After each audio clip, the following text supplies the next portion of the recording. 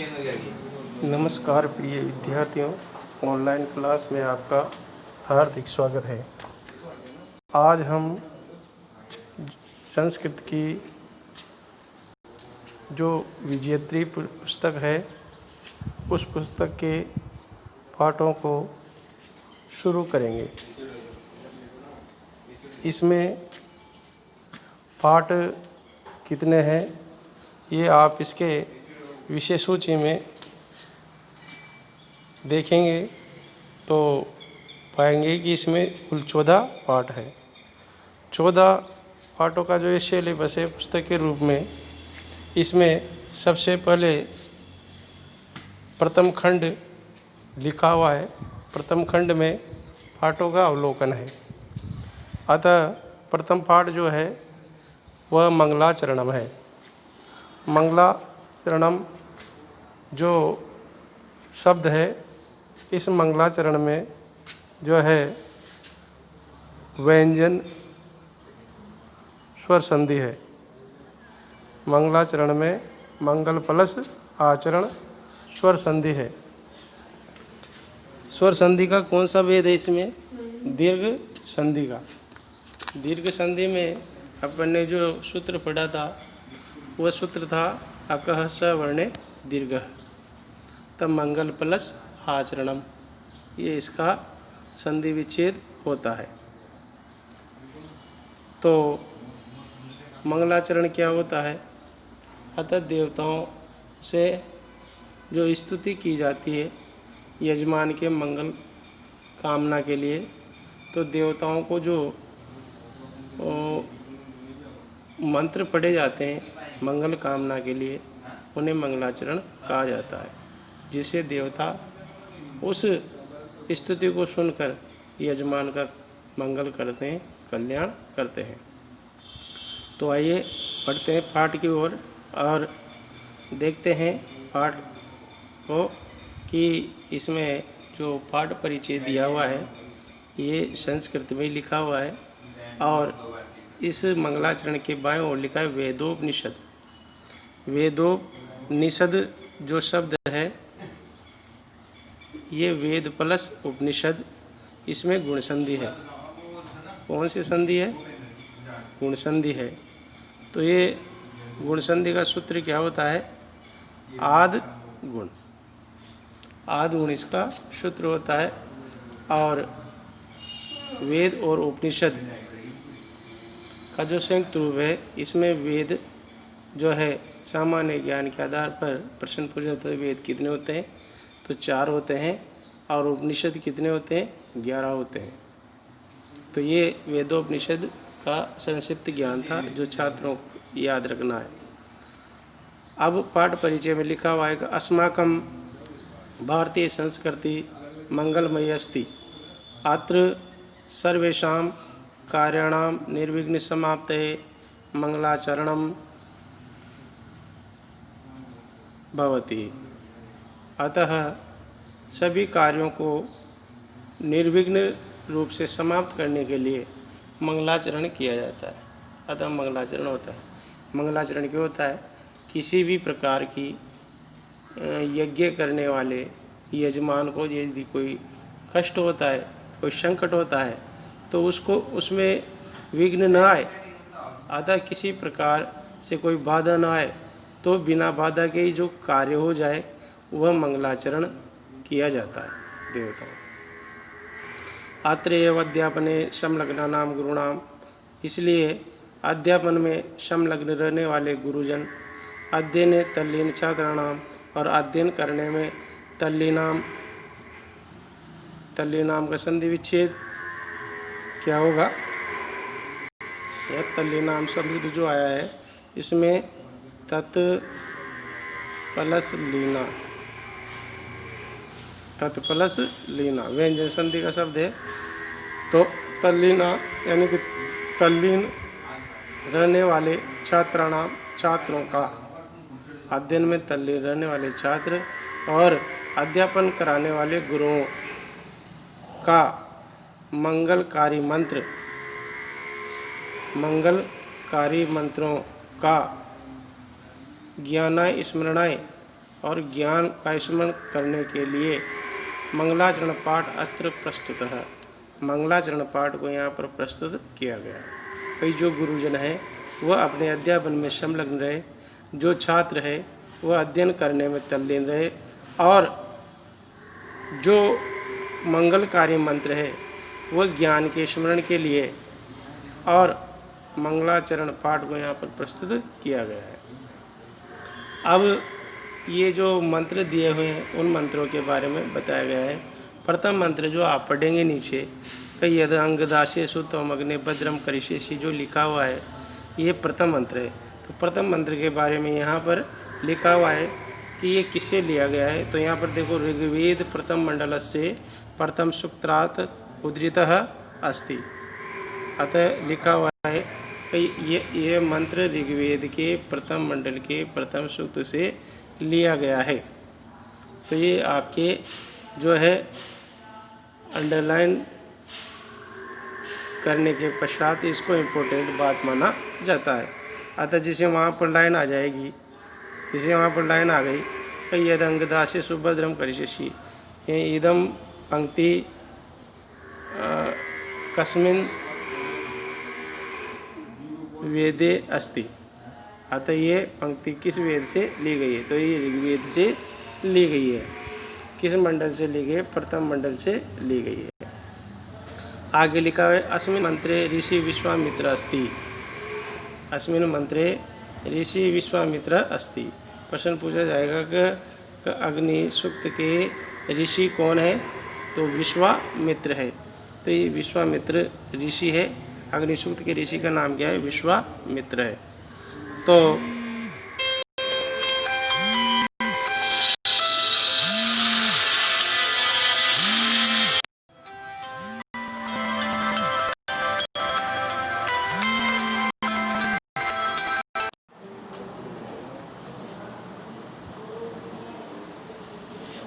अत्र हविदात्रः यजमानाय कल्याणार्थम अग्निदेव प्रार्थयति। अतः इस प्रथम मंडल में जो है हविदात्री, हवि यानी हवन करने वाले यजमान के लिए कल्याणार्थ अग्निदेव प्रार्थयति। अतः कल्याण के लिए अग्निदेव को प्रार्थना करता है। अतः यजमान जो है, यजमान कल्याणार्थ अग्निदेव से प्रार्थना करता है। और अस्य मंत्र से ऋषि विश्वामित्र देवता अग्नि और चंद्र गायत्री अस्ति। इस मंत्र में ऋषि का नाम विश्वामित्र बताया गया है और देवता स्वयं मंत्र के अनुसार जो है अग्नि है सही, और छंद गायत्री, छंद का नाम गायत्री छंद है। गायत्री छंद जो है अपन छंद पढ़ते हैं उनमें नहीं आता, ये वैदिक छंद में आता है। छंद दो प्रकार के होते हैं। जैसे छंद पढ़े थे पढ़ने, तो छंद कितने प्रकार के होते हैं? दो प्रकार के होते हैं। तो दो प्रकार के छंद होते हैं, वैदिक और लौकिक। तो द्वितीय मंत्र जो है, द्वितीय मंत्र में लिखा है सम गच्छोदम सम वदंतम सम वो मनांसी जानताम। तो द्वितीय मंत्र में किसके बारे में बताया गया है? इसमें लिखा गया है, ये भी ऋग्वेद के दशम मंडल के संज्ञान सूक्त से लिया गया है, उद्धृत अस्ति, जो 191 सूक्त से संबंधित है। अस्मिन् मंत्रे ऋषि संवनन, दूसरे मंत्र के ऋषि में यहाँ पर नाम चेंज हुआ है, संवनन ऋषि है। और प्रथम मंत्र में जो ऋषि आया था अग्निसूक्त से संबंधित है वह, तो इस अग्निसूक्त में जो है ऋषि विश्वामित्र नाम आया था। तो आपको प्रत्येक मंत्र के अनुसार यहाँ पर ये ऋषियों के नाम याद करने हैं। तो द्वितीय मंत्र ऋग्वेद के दशम मंडल के संज्ञान सूक्त से लिया गया है।